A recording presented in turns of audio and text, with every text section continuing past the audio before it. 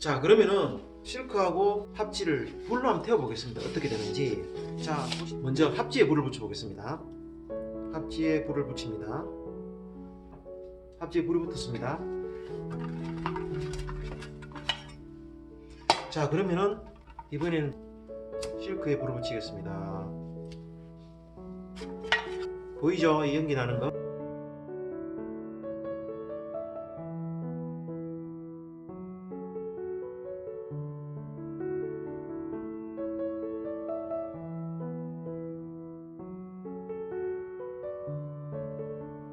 오늘은 우리 한옥 현장에 도배를 해야 되기 때문에 벽지에 대해서 좀 알아보도록 하겠습니다. 벽지에 대한 물리적 성질이나 재료의 특성 등은 사실 저도 잘 모릅니다. 하지만은 주택이든 아파트든 제가 많은 인테리어를 해봤기 때문에 현장 관리인으로서 도배지를 고를 때 입주자한테 어떤 얘기를 해야 되는지, 벽지를 선택하는 방법 또는 벽지를 바르기 위해서 준비하는 과정, 거기에 대해서 설명하는데 초점을 두도록 하겠습니다. 벽지는 내부 인테리어 마감재 중에 가장 많은 면적을 차지하기 때문에 벽지가 인테리어의 주인공이 된다든가 포인트가 되는 것은 바람직하지 않다고 봅니다. 가구가 되든 아니면 커튼, 거기에 사는 사람들까지 돋보이게 해주는 역할을 하는 것이 벽지의 역할이라고 생각합니다. 우선은 벽지를 얘기할 때 실크, 합지 거의 대부분 다 보면은 실크가 좋다 이렇게 생각을 합니다. 그죠? 물론 실크가 좋습니다. 합지보다는 실크가 가격이 2~3배 정도 비쌀 겁니다. 이게 벽지의 샘플북입니다. 이 샘플북을 보고는 합지 샘플북인지 실크 샘플북인지 알아보기가 어렵습니다.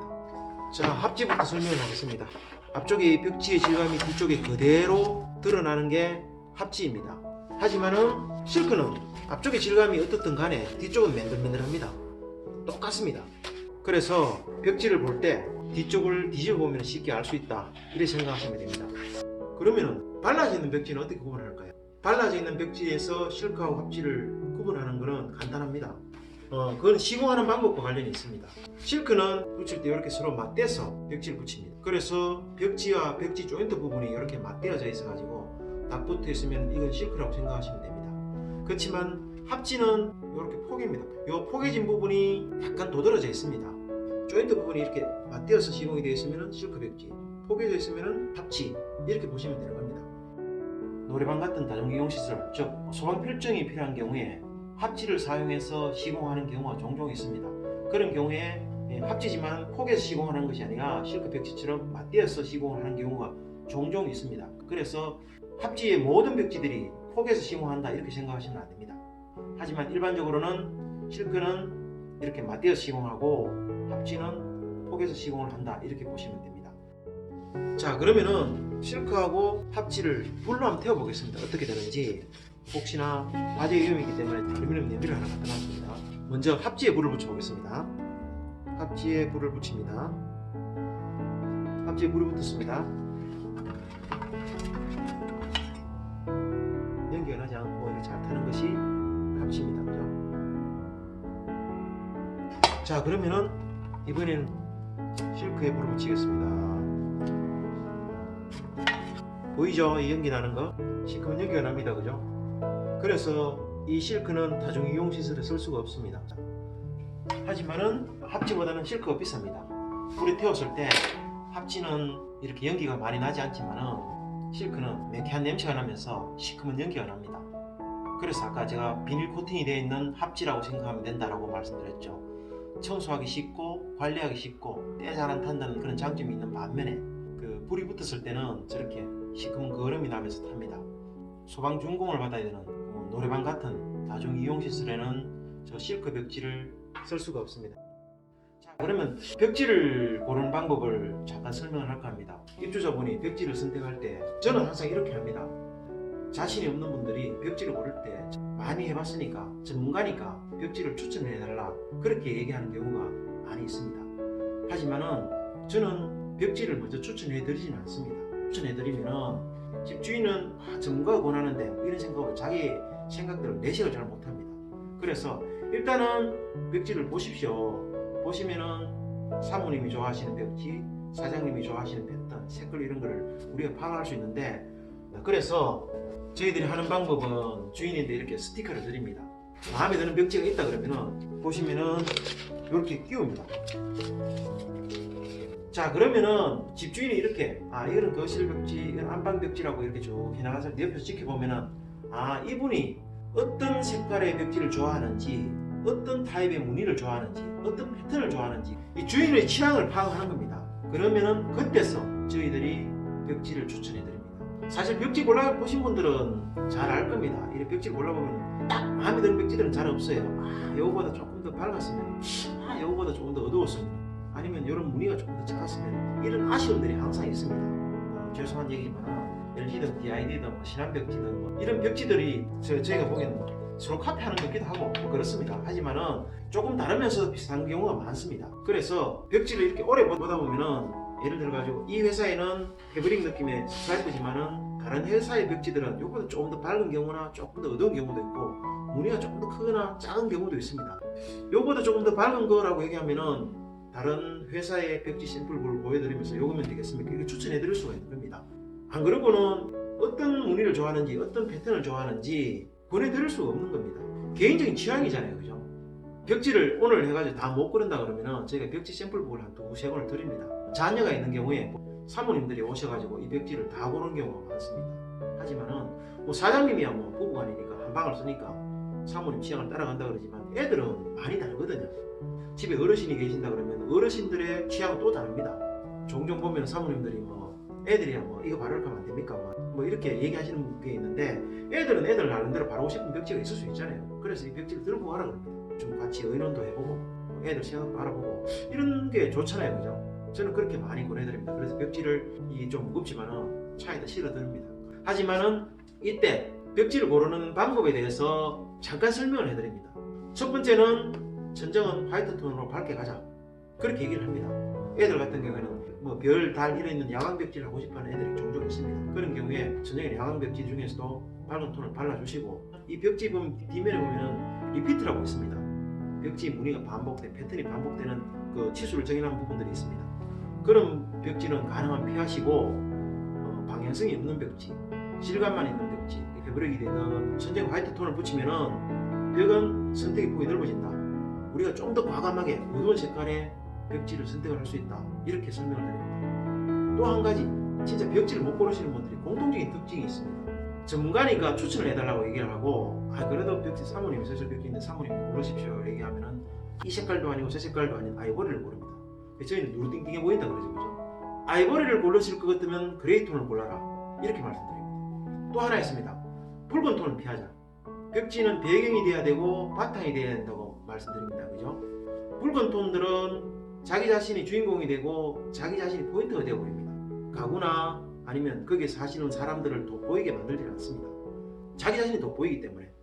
옛날 얘기지만은 한때 체리톤이 되게 유행한 적이 있습니다.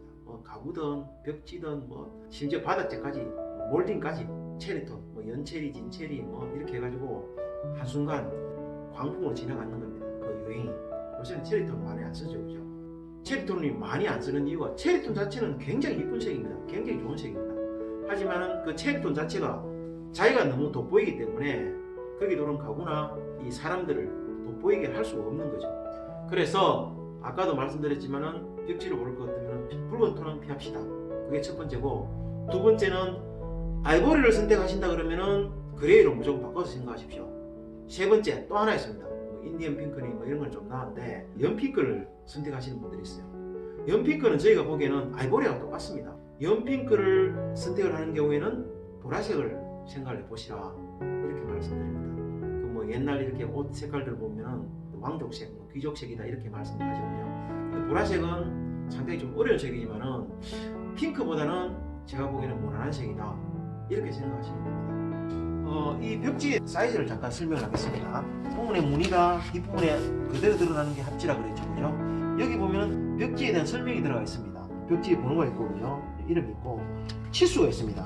0.93m 곱하기 17.75m라고 되어 있습니다. 정확하게 5평입니다. 즉 한 롤은 5평입니다. 실크 벽지 사이즈는 1.06m에 15.6m가 한 롤입니다. 이것도 정확하게 5평입니다. 주택이든 아파트든 천정고가 2.3m, 2.4m 내외입니다. 그죠? 벽지를 잘라보면은 6폭이 조금 더 나옵니다. 30평형대 주택이든 아파트든 천정벽지는 잘려나는 부분들이 있기 때문에 30평 정도 들어간다고 보시면 돼요. 근데 벽은 어떻게 될까요? 우선 방부터 보겠습니다. 가로 세로 열자 방위로 가정을 했을 때 12폭이 들어갑니다. 그죠?